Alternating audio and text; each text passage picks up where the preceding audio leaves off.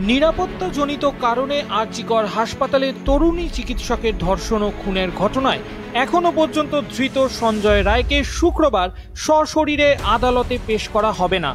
Presidency সংশোধনাগার থেকে virtual শুনানি করতে চাইছে সিবিআই।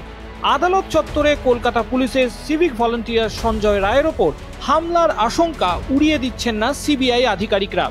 উল্লেখ্য, এর আগে আরজিকর মেডিকেল কলেজ ও হাসপাতালের প্রাক্তন অধ্যক্ষ সন্দীপ ঘোষকে আলিপুর বিশেষ আদালতে পেশ করার সময় তাকে দেখে ক্ষোভে ফেটে পড়েছিলেন সেখানকার আইনজীবীরা।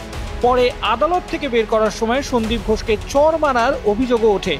সেই কারণে সঞ্জয় রায়কে প্রেসিডেন্সি সংশোধনাগার থেকে শিয়ালদা আদালতে আনতে চাইছে না সিবিআই। গত মামলার শুনানিতে সঞ্জয় রায়কে কড়া নিরাপত্তার ঘেরাটোপে আদালতে নিয়ে যাওয়া হয়েছিল। সাধারণের প্রবেশাধিকার নেই এমন আদালত কক্ষে তার মামলার শুনানি হয়।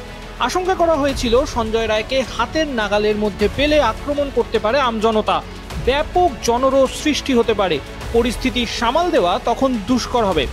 আরজিকর কাণ্ডে এখনো পর্যন্ত একজনকেই গ্রেফতার করা হয়েছে। মূল ঘটনার পরের দিনই তাকে গ্রেফতার করেছিল কলকাতা পুলিশ। পরে তাকে তুলে দেওয়া হয়েছে সিবিআইয়ের হাতে। বেশ কিছুদিন সিবিআই হেফাজতে ছিলেন অভিযুক্ত। তার 14 দিনের জন্য জেল হেফাজতের মেয়াদ শেষ হচ্ছে শুক্রবার।